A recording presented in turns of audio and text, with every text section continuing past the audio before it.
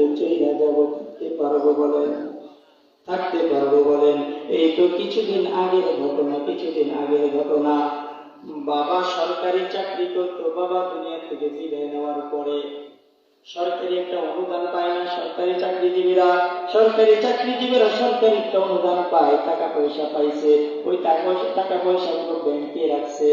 বাবা ইন্তেকালের পরে ভাই বোন একসাথে মিললে তারা ঝগড়া লাগছে, কে কতটুকু সম্পদ নেবে। এই সম্পদের ঝগড়া লাইগা মীমাংসা না হওয়া পর্যন্ত বাবাকে কবরে নামাইতে পারে নাই। 4 দিন পর্যন্ত বাবার লাশ দুনিয়াতে রয়েছে। কয়দিন? 4 দিন পর্যন্ত সন্তান বাবার লাশকে কবরে নামাইতে তাইলে এখন বলেন, এই সম্পদ আপনার জন্য আমার জন্য আযাবের কারণ নাকি শান্তির কারণ? বলেন। দুনিয়াতে সম্পদ তো থাকবে, আমি থাকবো না। হইতে পারে এই সম্পদ আপনার আমার জন্য জান্নাতের কারণ হবে অথবা জাহান্নামের কারণ হবে।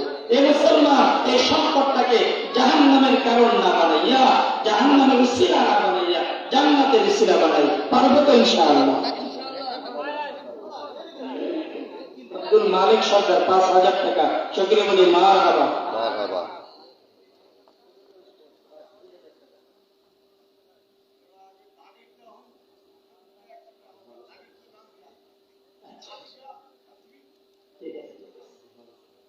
আমি আসলে মানুষটা তো এই জন্য ভুল হইতে পারে, বলতেছি আপনাদের। আচ্ছা, পরে কি বললেন? আব্দুল মালিক সরকার 5,000 টাকা, সকলে বলি মারহাবা। আল্লাহ তুমি দানকে কবুল করে দাও, বলেন আমিন। দান দিয়ে ওসিলা করে আল্লাহ তুমি সম্পদের ভিতরে বরকত দিয়া দাও, জানে মালে বরকত দিয়া দাও। আল্লাহ তুমি ইজ্জতের মালিক বানায় দাও।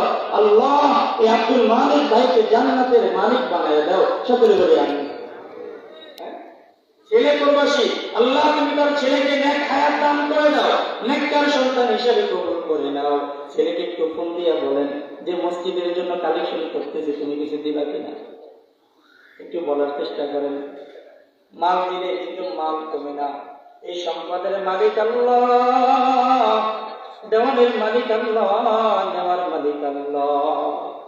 আজকে আপনি সম্পদ জমায় আড়াইটা দিলেন, বাড়িতে যাওয়ার আগে বউ আপনাকে ফোন দিল, স্বামী গো কই আছেন, তাই কি হয়েছে?